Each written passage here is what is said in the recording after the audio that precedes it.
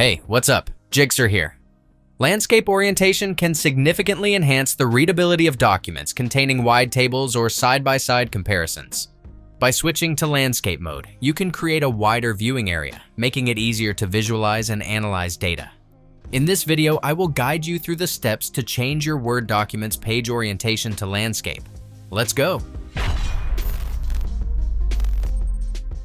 To adjust the overall page orientation of your Word document, navigate to the Layout tab. From there, click on the Orientation button and select Landscape. This will automatically switch all pages horizontally. For more precise control over page design, you can adjust the orientation of specific sections within your document. Begin by selecting the content you want to appear in landscape format.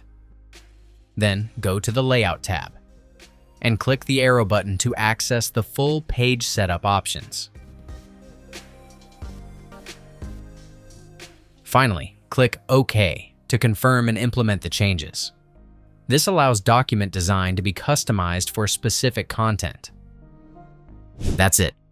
If I could help you, feel free to give this video a thumbs up and don't forget to subscribe. If you have any questions about the video or want me to create a tutorial about another topic, leave a comment below. See you next time. Bye.